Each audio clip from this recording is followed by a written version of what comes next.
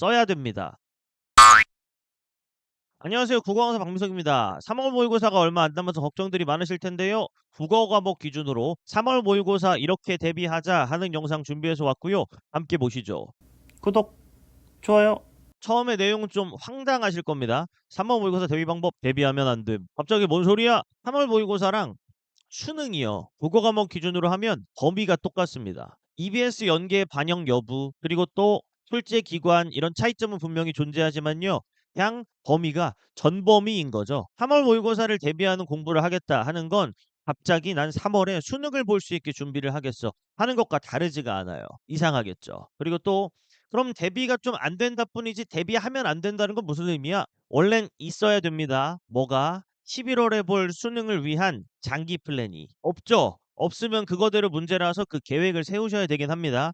근데 장기 플랜이 있는데 만약에 3월 모의고사를 3월에 대비하고 싶어요. 그러면 모든 장기 플랜을 내팽개치고 성적 향상을 위한 계획이었을 텐데 그것들을 버리고 갑자기 3월에 수능을 본다는 마인드로 계획을 바꿔서 갑자기 엄청 좁혀진 단기 플랜을 진행해야 되는 거잖아요. 3월 모의고사의 성적이 높고 낮은 거랑 상관없이 수능을 위해서 공부를 하는 사람 기준으로 볼 때 도움이 될 리가 없겠죠. 그래서 하면 안 되는 거긴 합니다. 아, 난 그래도 3월 모의고사 잘 보고 싶어. 3월 모의고사 성적이 수능 성적이라고 했다고?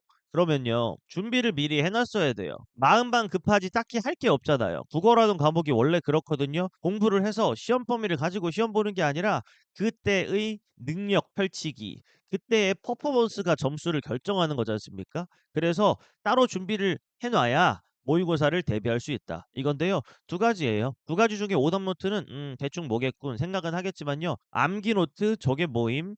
방금 지식이 아니라 퍼포먼스가 중요하다며? 예, 맞는데 두 가지 노트 모두 준비하는 건 필수일 겁니다.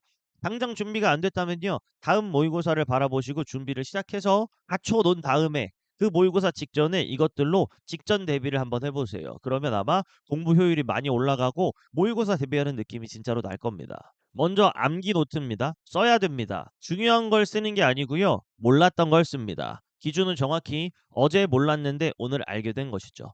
과목별로 노트를 만들어 놓는 게 좋고요. 이렇게 날짜별로 대충 쓰는 겁니다. 수업을 듣다가 아마 이 친구가 저긴 한데요. 이 친구는 문학 수업을 들었던 것 같아요. 그 순간에 객관적 상관물이라는 개념을 쭉 들었는데 자기가 알던 개념이랑 좀 달랐나 봅니다. 그래서 써놓은 거죠. 왜? 어제 몰랐는데 오늘 알게 됐으니까요. 그리고 또 내일도 이걸 알아야 되는데 까먹을 것 같으니까요. 까먹지 않게 복습해서 내 걸로 만들어주는 게 최고거든요. 근데 그게 100%다 될 리는 없잖아요. 그래서 내가 까먹으면 노트라도 기억하게 하겠다. 요런 마인드예요.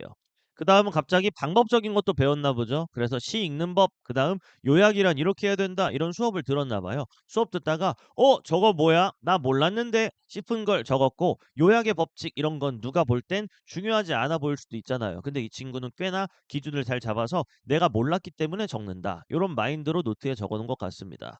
요 노트들이 쌓이겠죠. 그러면 나중에 주요 모의고사를 앞두고 쭉 보면서 다시 외워야 합니다. 이래서 그래서 이름을 암기 노트라고 정한 거예요. 외워야 합니다. 왜? 지금까지 내가 기억하면 좋았는데 기억하지 못하고 주요 모의고사를 앞둔 시기를 맞이한 거잖아요. 그럼 그때라도 외워야 합니다. 그때라도 외운다라고 하니까 조금 이상해 보이겠지만요. 그때라도 외우면 공부 효율은 전혀 떨어지지 않은 채로 똑같아요. 굉장히 좋은 퍼포먼스를 보여줄 준비가 되었다라고 볼 수 있다는 거죠. 오답 노트입니다. 그때 무엇을 왜 틀렸고 결국 어떻게 써야 했는지에 대한 기록이다. 이렇게 되어 있고요. 오답 노트는 뭐 쇼츠에서도 올린 적 있고 또 다른 영상에서도 무조건 이렇게 써야 된다 많이 말씀을 드렸습니다. 틀린 이유, 오답이 오답인 이유, 정답이 정답인 이유인데 1번과 2번을 구별해 주세요. 1번은 내가 틀린 이유고요. 2번은 선택지 자체가 오답이어서 왜 그게 정답이 될 수 없는지 내용적인 이유를 쓰는 겁니다. 2번과 3번은 해설지 기준으로 이해해서 써주시면 좋고 1번은 그때 당시 기록을 최대한 자세하게 남겨주시면 좋아요. 약점 같은 걸 쓰지 않는 게 중요합니다. 약점은요. 나는 원래 이게 약해. 어쩌라고죠? 약하니까 고쳐야 되고 고치려고 기록을 하는 건데 그냥 약하다고만 해놓으면 좀 이상해져요. 그냥 그 순간에 나의 변호사가 된다는 마음으로 뭐뭐 때문에 나는 얘를 고를 수밖에 없었어 라는 그 순간의 기록을 해놓으세요. 그런 다음에 바로 2번, 3번 쓴 다음에 끝나는 겁니다. 이러면 아마 이렇게 나는 오답을 골랐지만 얘는 답이 아니었고 답은 얘가 될 수밖에 없었어 라는 1번, 2번, 3번의 생각의 흐름에 따라 기억을 하게 되기 때문에 오답 노트는 굉장히 효과적인 점검을 수행할 수 있게 만들어 주겠죠. 예시는 뭐 이래요.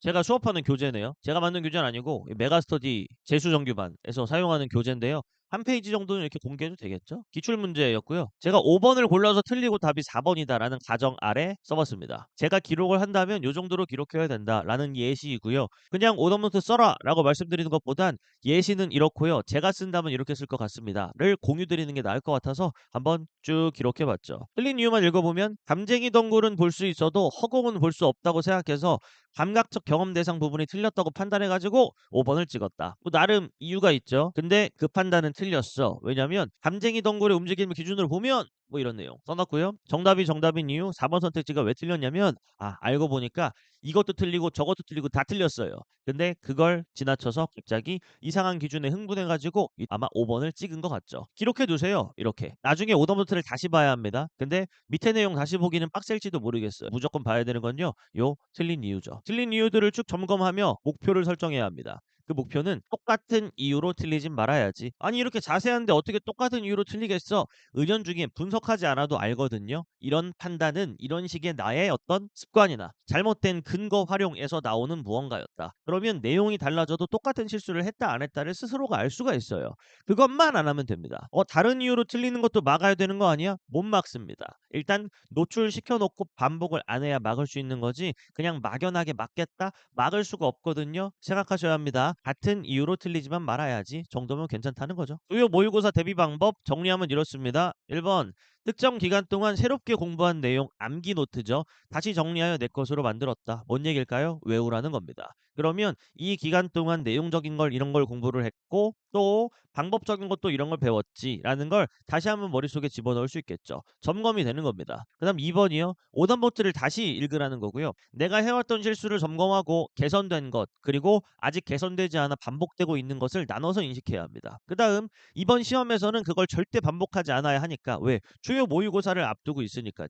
그러면 그냥 다짐이라도 해야 되고요. 다짐은 약하잖아. 그러면 개선하기 위한 구체적인 방법을 준비하세요. 방법 준비가 안 된다면 다짐이라도 해라. 미리 생각하고 들어가라. 말씀드리는 거죠. 그다음에 3번 실전 모의고사 연습 기출로 하든 아니면 사설 모의고사 같은 게 나오니까 그걸 사서 풀든 간에 실전 모의고사 연습을 통해 시간 분배도 연습을 하고 약간 문제 푸는 실전 느낌도 끌어올리면서 그리고 괜히 모의고사 대비하니까 모의고사를 풀고 있어 라는 느낌적인 느낌으로 안정감까지 얻으면서 그렇게 준비해 주신다면 국어 모의고사 대비를 완료했다. 볼 수 있겠죠. 3월에 갑자기 암기 노트를 점검하는 게 제가 볼 땐 웃기다는 거고요. 오답 노트도 많이 안 쌓였는데 갑자기 3월에 점검한다? 조금은 웃기다. 이런 얘기고 갑자기 실전 모의고사 연습하면서 장기 플랜과 좀 어긋나는 단기 플랜을 새롭게 하는 것도 웃기지 않냐 하는 측면에서 처음엔 말씀드렸습니다. 3월 모의고사 대비하지 말라고. 근데 만약에 대비할 거라면 이 정도의 방법이기 때문에 뭐가 준비돼야 합니까? 암기 노트, 오답 노트는 반드시 준비되어야 하고 또 실전 모의고사도 어떤 식으로든 구매하든 준비하든 해서 무언가 있어야